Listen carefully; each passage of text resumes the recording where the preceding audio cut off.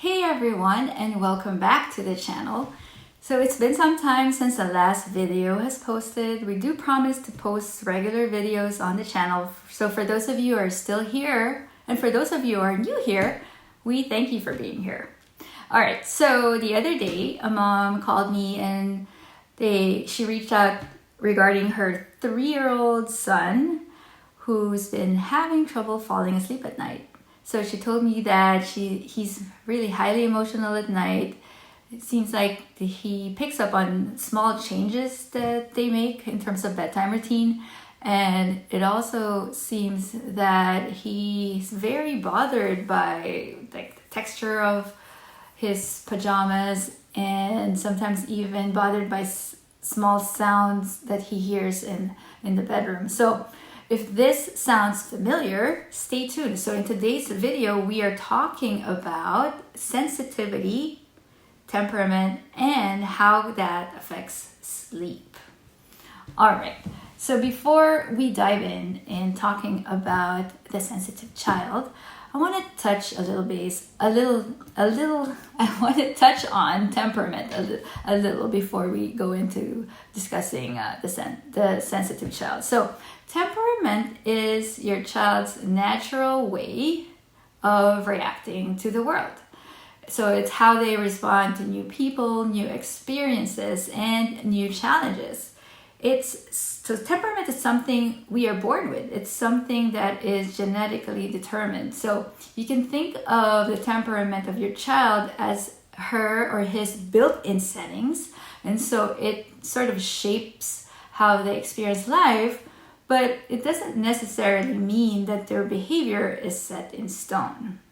Okay, so what is sensitivity? So sensitivity is one of those key traits that can help us identify a child's natural temperament. So temperament is made of different key traits. Some of them is like where they are in the hyperactivity spectrum or where they are in terms of the emotionality spectrum. So one of the traits that you can describe as their sensitivity in terms of kind of finding out what the child's natural temperament is. Okay, so now going back to the term, the sensitive child, that term was first coined by a psychologist named Dr. Elaine Aron. So Dr. Aron in her research found that in about 15 to 20% of children are naturally more sensitive to their environment and emotions compared to others.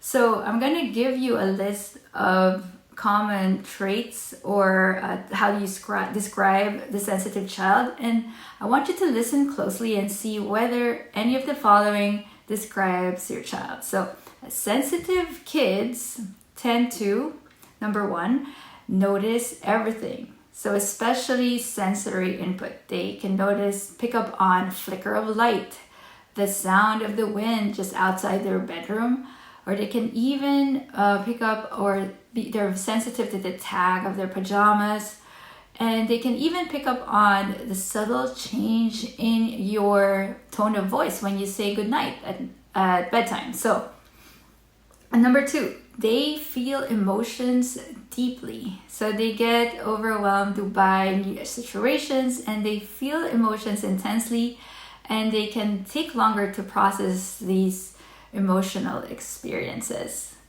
So another description is that they are highly aware of separation. So they may resist bedtime because being apart from you feels a little overwhelming to them when you compare them to other kids.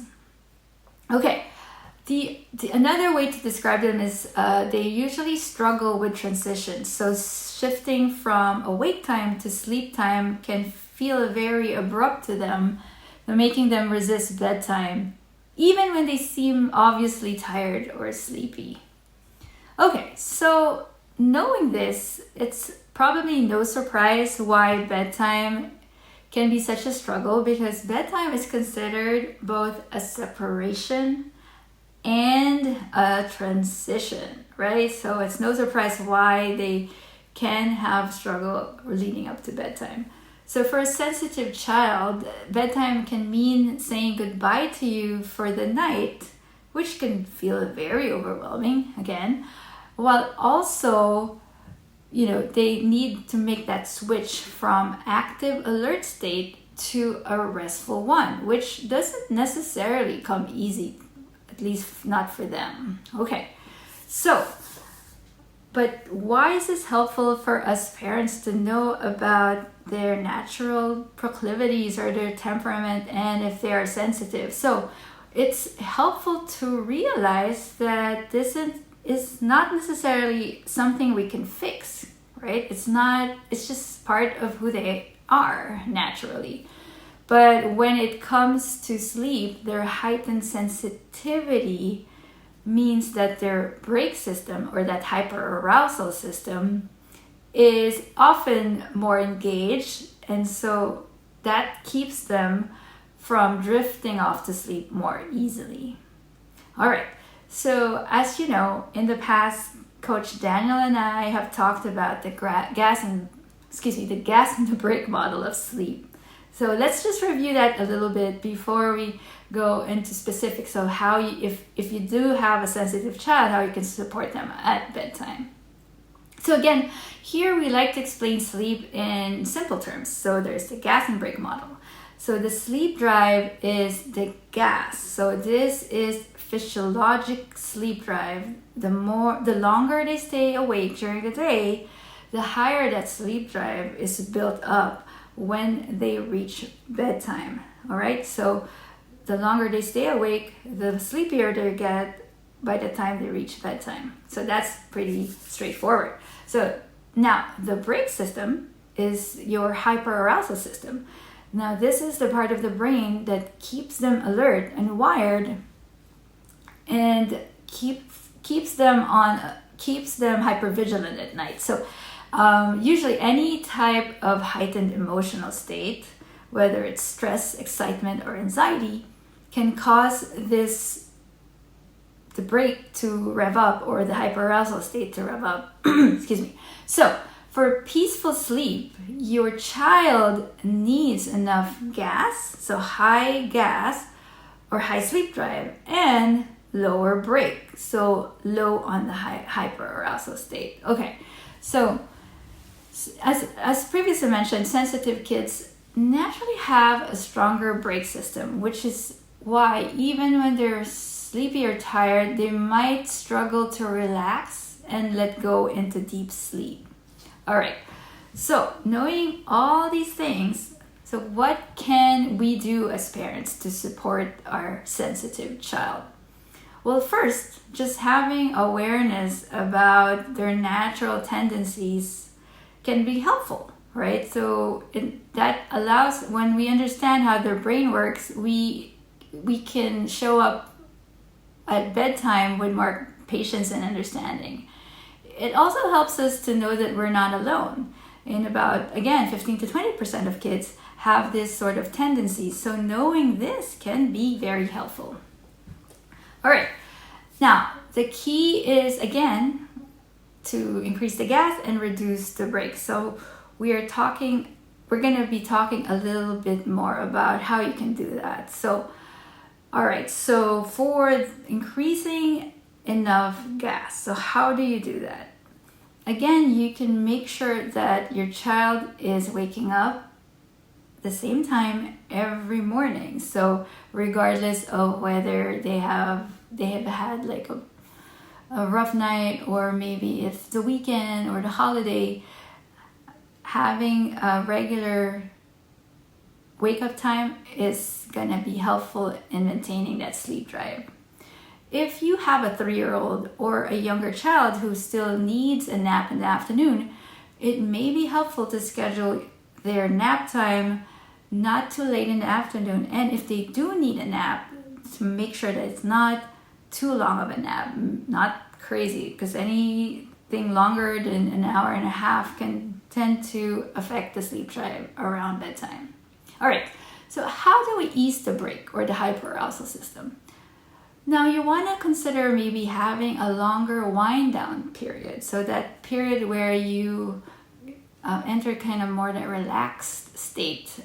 So if you do a bedtime routine, such with like a bedtime story or listening to soothing sounds at night, you might want to maybe prolong that period in order to help them reach a more calm state. Also, it helps to validate their feelings. So you tell them, I know it's hard to say goodnight, but I'm here for you and you're safe. And knowing that they can always come to you for reassurance is going to be very helpful. Now, you may want to consider figuring out if any type of changes in their sensory needs can be helpful, right? Do they like warm blankets? Do they prefer pajamas with no tags? Often, if they do have sensory needs that can be helpful, that can help with making sure that it doesn't affect the way the heightened emotional state at nighttime. Again, just having awareness about this helps us dial down our own stress about it, and it can also allow us to deploy a lot of self-kindness, because it is really hard at the end of the day when all we want is for our child to settle in and sleep. All right. So if your child struggles to settle at night, remember, it's not because they are trying to be difficult, or it's not because that you're doing anything wrong. It's just the way that their brains are wired. So sensitive kids experience, again, the world differently, and they experience emotions deeply. And they, again, because bedtime is both a separation and a transition, it can be very hard for them. So by building, again, their sleep drive and easing on the brakes by helping them co-regulate at bedtime, it's gonna be a little bit easier to help them counter the hyperarousal state at bedtime. All right. So my final thoughts about the sensitive child. I know that it is hard at times to be there when you're tired and all you want to do is rest, and it can feel overwhelming at times. But you also want to remind yourself that having sensitive kids can be also a gift. They have deep emotions, they have keen awareness of everyone or everything around them, and they also have a strong sense of connection.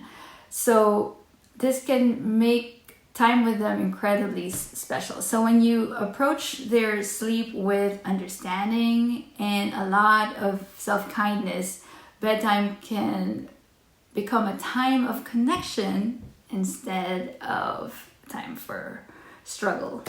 All right, so I hope this was helpful.